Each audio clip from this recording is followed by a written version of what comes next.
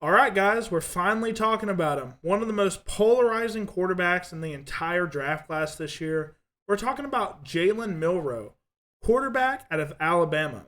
What are his strengths and weaknesses? How do we think he's utilized at the next level? What's his draft stock looking like? And most importantly, how well is he going to do for us in fantasy?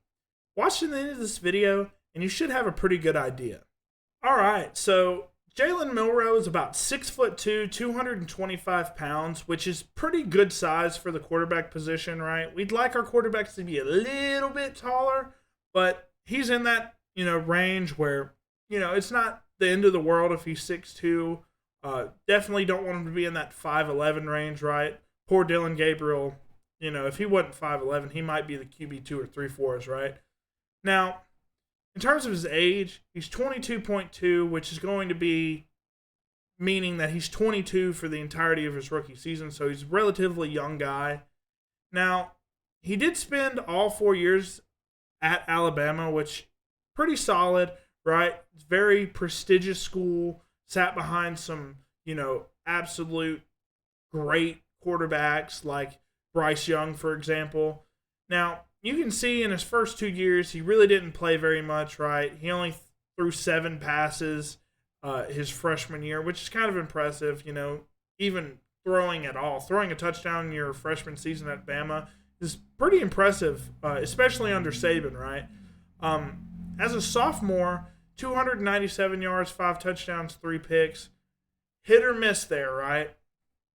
Definitely with under 60% completion percentage. Not what you want to see. But you did start to see some of the rushing upside with Milroe. If you watch any college football, you know this guy is super fast. People compare him to, your Malik Willis's, your Justin Fields, your those types of players. I'm not even going to say Lamar because I'm tired of Lamar Jackson comps. Lamar is just kind of one of one in my opinion. Now, going on to his junior season, this is when he really started to generate some like Heisman buzz, some actual draft buzz. People thought he might even come out as a junior, right? 2,800 yards, 23 touchdowns, 6 interceptions. Very impressive.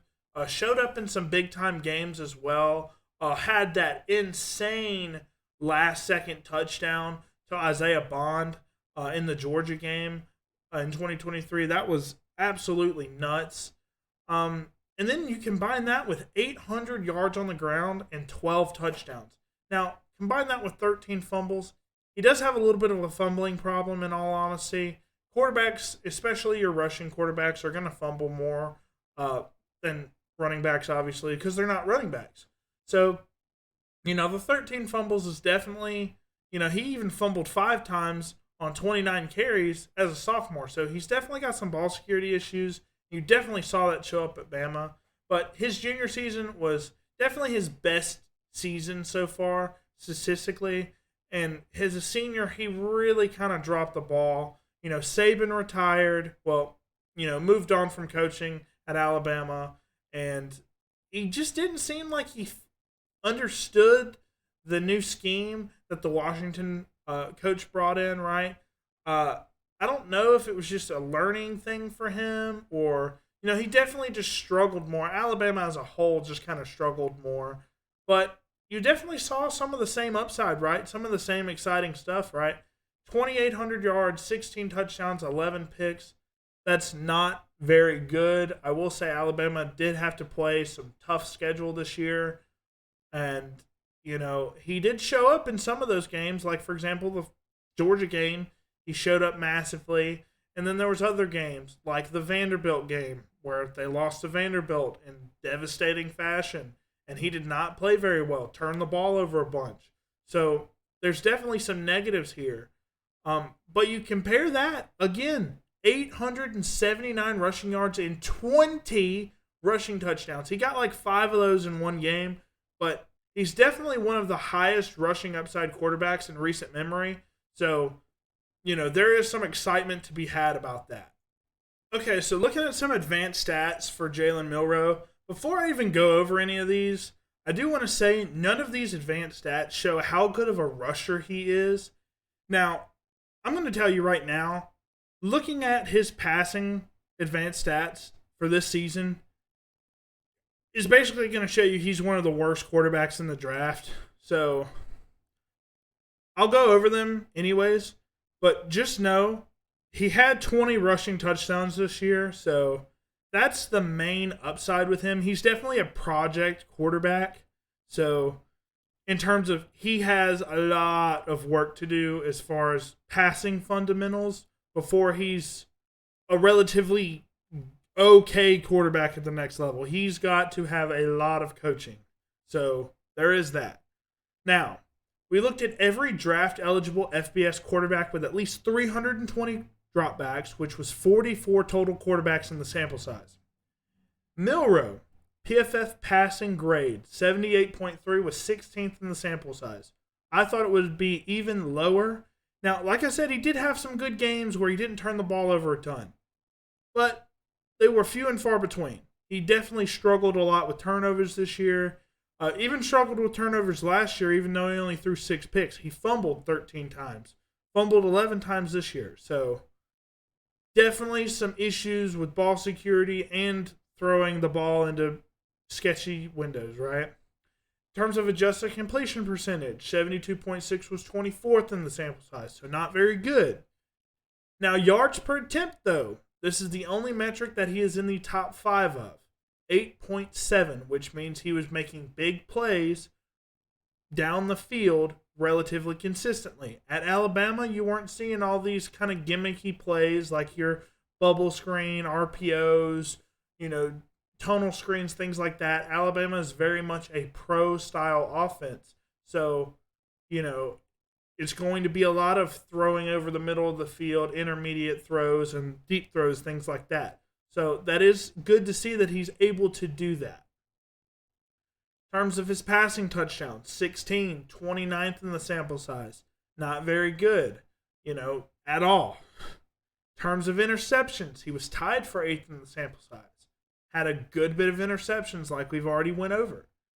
In terms of big-time throw percentage, though, 5.2% was 10th in the sample size, which is very solid. Not great, but solid, which means he does have the ability to show off that arm. He does have a relatively good arm, not an elite arm, but has one of the stronger arms in this class.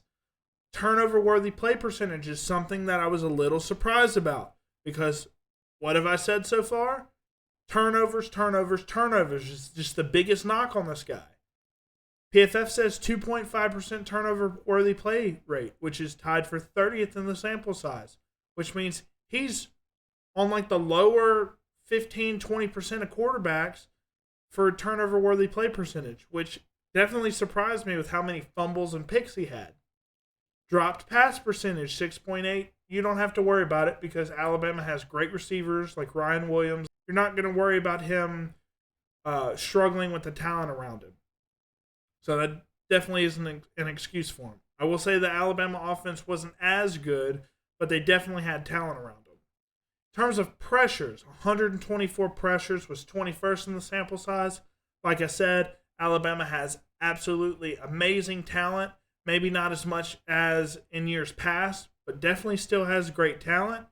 21st in the sample size, he's not getting sacked a lot or pressured a lot. Now, I will say he does have this ability to use his athleticism to get out of the pocket to avoid these pressures, which is why you see the pressure to sack ratio is only 18.5%, which was 19th in the sample size. He's able to avoid pressure from time to time. I will say his lateral speed is not as good as his north-south speed, if you know what I mean. His, you know how Cam Ward has that ability to just kind of extend outside of the pocket and buy a bunch of time and then throw at the last second when he needs to. Milroe doesn't really possess that ability and will need to develop that if he wants to be a Mahomes type of thrower where he's outside the pocket all the time. I will say in terms of his pocket presence, though, it was decent. He does have the ability to be a pocket passer if he needs to be. It's just not necessarily super impressive. And then in terms of his time to throw, 2.88 seconds was 11th in the sample size. So he definitely did hold on to the ball a little bit. Not, too much, but definitely had a good bit of time to throw. We want to give a special shout out to all of our Patreon members. Thank you to Big Hunt, SP, Mazjack, and Infamy MTG for supporting the channel. We really do appreciate it. Now, if you want to become a Patreon member yourself, you'll gain access to a lot of really cool things like a private Discord server, private live streams, early access to videos, and most importantly, custom videos that we do specifically per request for all of our Patreon members. So that's really, really cool. If you like what we're doing here on the channel, please like and subscribe. It really helps us out in terms of the algorithm. And if you haven't seen a particular prospect on this channel thus far, you can go ahead and comment below. We'd definitely be interested to seeing some of your recommendations. And finally, thank you guys for watching the video. All right, moving on to the grading. So quick recap for Jalen Milroe. He's a quarterback out of Alabama. He's around 6'2", 225 pounds, and is a senior. He'll be around 22 years old for the entirety of his rookie season. My valuation of him, we think he's worthy of a late second to early third round pick. I think a team's going to probably take a flyer on him, similarly to how Malik Willis was drafted. They kind of have some of the same issues, right? But you saw Malik Willis in his couple starts at Green Bay last year. Looked fantastic. So if you can be coached well and built up and developed a little bit, you can definitely be a quality starter. He has all the intangibles to be a good starting quarterback in the NFL. He has to get the turnovers down and be able to fix his throwing fundamentals. Now, I'm leaning more so towards the late second instead of the early third, but we'll just see how teams end up liking him throughout his pro day and depending on how the interviews went. I will say everything that I've seen with Jalen Milroe, every interview, anytime he has an opportunity to speak to the media, he's got this kind of Dak Prescott type of vibe to him to where he's not saying the wrong thing. He's not being particularly arrogant or anything like that. So that is good. Teams will be more likely to draft him earlier than, a guy that might be arrogant or show some character issues, obviously. Now, in terms of my high comp for him, you're not going to see high comps for Lamar Jackson, even though people would love me if I did that. Lamar Jackson's just a different animal when it comes to dual threat quarterbacks. I think he's more so on the Justin Fields side. And you saw him play this year, Justin Fields that is, at Pittsburgh for, the 5 or 6 weeks that he started. He looked really great. 5 touchdowns, 1 interception, 5 rushing touchdowns to go along with that. Justin Fields is a very solid quarterback. So I think that's more so Jalen Milroe's ceiling. They have the same type of arm talent, same ability to hit deep balls, things like that. They're very similar. They're shockingly similar. I think Justin Fields is better at scrambling outside of the pocket and maybe not as fast as Milroe is, but, give and take, right? In terms of a low comp for him, I gave him Trey Lance. Obviously, Trey Lance has had a rough go of it thus far in his NFL career, right? Got injured, unfortunately got traded up for the 49ers, overdrafted him, in my opinion, at the time. And then he didn't pan out, broke his leg, right? And then he just never ended up being the guy, and he got traded away.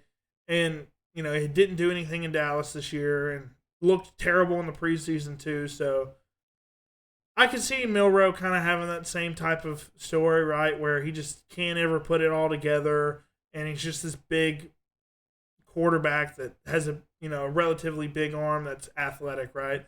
I could see that. I don't want to give out a low comp of Malik Willis because I think Malik Willis is an actual good quarterback now. So moving on to the actual official grade. Now, our grades do take into account Milroe as the athlete. So his stock did get raised there. But in terms of just his passing fundamentals, it really hurt his grade a lot.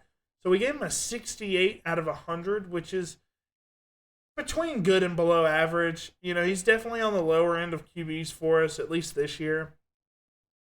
Now, moving on to his arm talent, we gave him an 8 out of 10. Obviously, it's not elite, but it's like right below that elite tier of, arm talent for us. Definitely shows great zip on the ball. Deep throws especially. He is a little he is prone to overthrowing some deep balls, but generally he's pretty accurate when it comes to the deep balls. In terms of his short accuracy, it was fine. He definitely struggled with some passing accuracy in the short to intermediate levels of the field, especially when he was outside of the pocket. That was where he struggled the most. To be this big athletic quarterback that's super fast, he's not very good at throwing on the run, which I'll explain in a little bit. It's just that's where it really starts falling apart for him. His fundamentals get all out of whack, and he tries to rely solely on his athleticism. It ends up more often than not being a disaster. Short accuracy, like I said, he throws with great zip on the ball. Not necessarily a great anticipation thrower, but is okay in terms of that. In terms of medium accuracy, though, that's where he really struggled. Over the middle of the field, anything in that 15 to 20 yard range, that's where most of his interceptions came from. He loves linebackers, man. He loves throwing to linebackers. I don't know if he just doesn't expect him to move that fast, but, he loves throwing picks over the middle of the field. I don't necessarily think that's due to him being a smaller quarterback. Like, he's not small, but, 6'2" or shorter is kind of like where you're not able to see your offensive linemen over the heads of your offensive linemen, per se. And Alabama loves drafting these huge freaks, so maybe that's why. I don't know. I just didn't really see much in terms of his medium accuracy. Moving on to the deep accuracy, we gave him an 8 out of 10. Like I said earlier, he's pretty consistent at throwing these deep balls, similarly to how Justin Fields throws the deep balls. I think they're right on par with each other. He just likes to overthrow from time to time. Isaiah Bond, I'm so sorry. He overthrew probably 5 or 6 of your touchdowns last year. So that's probably why you transferred to Texas and you found out that Quinn Ewers does the same thing but worse. I thought his deep accuracy was pretty good for the most part. In terms of throw-off platform, this is where things kind of get wonky for him, right? When he starts moving outside the pocket, he makes terrible decisions.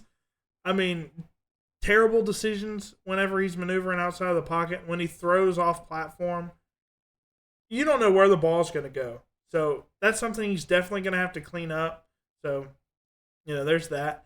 In terms of his rushing upside, though, like his speed, 4.5 out of 5. It's not elite, but it's almost there. Like, I think he's in that 4.4, low 4.4s type of runner. I know he said he could run a 4.3. I don't believe that. Isaiah Bond said he could run a 4.1.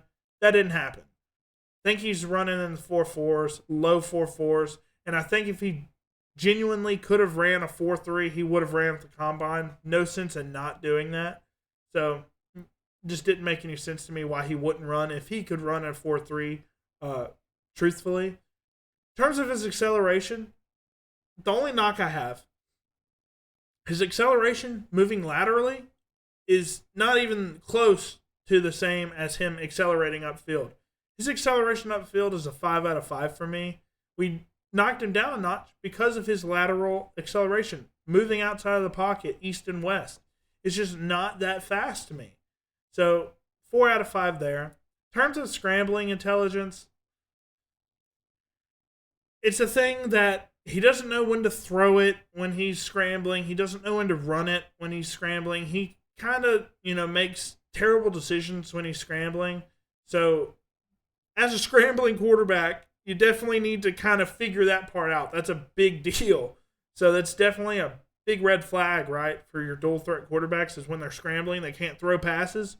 So, we gave him a 3 out of 5 there. Now, in terms of his rushing upside, I don't know of any quarterback in recent memory, including Justin Fields, that has better rushing upside than this guy. You see the, 37 rushing touchdowns in the past 2 years? 36, rather, in the past 2 years. That's insane.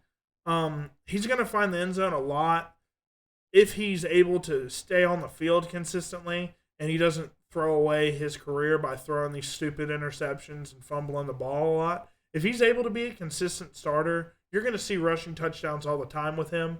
I've seen comps to Jalen Hurts, right, with him. Yeah, in terms of passing, it's kind of the same sort of deal. I think Milroe's a worse passer than Hurts is, which I know kind of scary. But his rushing upside's up there with some of the best people in the NFL, right? Because he uses speed, power, and elusiveness all together to blend this like great running style when it comes to quarterbacks. Right? He's 225 pounds, so he's definitely got a nose for the end zone when he's running, obviously, because of the 20 touchdowns last year. Now, this part of the grading is basically where he tanked his grade from like potentially a high, mid to high 70s to a 68. Pre-snap. I don't know if this guy can read defenses. From how he talks and the way he presents himself, he seems to be a pretty smart person. But when it comes to the defense, like, he doesn't really seem like he knows where he wants to go once the ball is snapped. Like, he doesn't seem like he knows what his first read's supposed to be. It just seems like he's kind of winging it. And I don't know if he's able to identify defenses either. And in the NFL, that's going to be a tough hurdle to get over. Obviously, anybody can learn anything, so he can get better at this, but I just did not see the things I wanted to see in terms of pre-snap adjustments. So we gave him a 2.5 out of 5 there. In terms of post-snap, it's a little bit better, but not by much. Like I said, terrible decisions when scrambling out of the pocket. Kind of general, like, questionable throws when he's overconfident in his arm. But I will say it's not all bad, because there's certain instances where he knows, like, oh, I got the deep shot. Boom, throws it, and it's, a touchdown or a big play, right? Or he knows, he sees a certain, maybe his second read, maybe his third read. He does find his third read sometimes, right? When he's able to go through his progressions, I do see him in terms of processing. He's decent at processing. He's not like a Will Howard or, a Kyle McCord, for example, in terms of processing. But he is fine. In terms of pocket presence, thought it was slightly above average. Like I said, he can be a pocket passer when he needs to. That's very important. You've seen how Lamar Jackson has adjusted to being this pure scrambling quarterback, making all of the plays with his legs and outside of the pocket. He's able to sit in the pocket from time to time, Lamar is, and throw, the most touchdowns, this year outside of Joe Burrow. So that's good. Jalen Milroe kind of has that same sort of deal, right? Where he's able to sit in the pocket, obviously not as well as Lamar, but he does have that ability to sit in the pocket. In terms of play extension, he's able to extend the play by rushing. I don't know. He's very spotty with his passing play extension whenever he's on the run, like I've explained before. So we gave him a 3 out of 5 there. Or 3.5 out of 5, rather. It's decent, just because he's just a great athlete. He's definitely going to have to clean it up, though. In terms of his clutch factor, this year, they lost to Vanderbilt. They lost to multiple teams where they were multiple touchdown favorites this year. And he was just throwing the game away with these stupid turnovers. He could be a 1.5 out of 5, but then you see the Georgia game. And, Georgia games this year and last year where he just blew up and showed everybody, like, hey, I'm him. Right? The Florida game was one of them, where I think that's the game where he rushed for 5 touchdowns, right? He has these huge games where he just looks like the greatest quarterback in the class. But then he's got games where he's terrible. So, clutch factor 2.5 out of 5. In terms of worries and limitations, accuracy issues need to be improved. Have to be. Throwing on the run accuracy issues. Just accuracy issues in general outside of his deep accuracy. I think fundamentals, like my second point, fundamentals have to be fixed. I mean, Patrick Mahomes had crappy mechanics, but he made it work because he was so weird and quirky with how he got the ball out of his hands because he's still accurate with it, right? Milroe is not accurate when he's doing this weird, quirky stuff. He's got to improve as a fundamental passer of the football. And if he's able to do that, he will be incredibly dangerous at the next level just because he is a freak athlete. Now, I will say, he spent 4 years at Alabama learning behind multiple NFL quarterbacks, and he's still having an issue with his processing. That's kind of a red flag. Now, I will say, some people are late learners, and once they get to the NFL, they fix all their stuff. Look at Malik Willis, right? Same kind of issues. Cleaned them up, looked really good when he was playing this year. So, he can fix them, and he has to fix them in order to be a starting quarterback at the next level. So where does Jalen Milroe stack up with this year's class and last year's class? I will say once we start getting more of the 2025 quarterbacks graded, I will just show the 2025 class, but I wanted to give a broader spectrum of where he really ranks over the past couple years. So as you can see, he's not in a great spot in terms of where he ranks in our rankings. Obviously, you see your elite guys like your Caleb Williams, right? It's really hard to be an elite prospect in this model. Your great quarterbacks like your McCords, I know that's a hot take. He's fantastic. Watch the film. Cam Ward, obviously most people's consensus QB1. Drake May looked great last year. Jaden Daniels, obviously amazing. And then you get to the middle tier, right? I'll just go over the 2025 guys. Will Howard, Dylan Gabriel. I will say Dylan Gabriel, I would not draft him over Milroe in my startups or rookie drafts just because I don't think Dylan Gabriel will be a starting quarterback at the next level due to his size. And Milroe has the highest upside, maybe outside of Cam Ward in this entire class. So he does have the highest ceiling.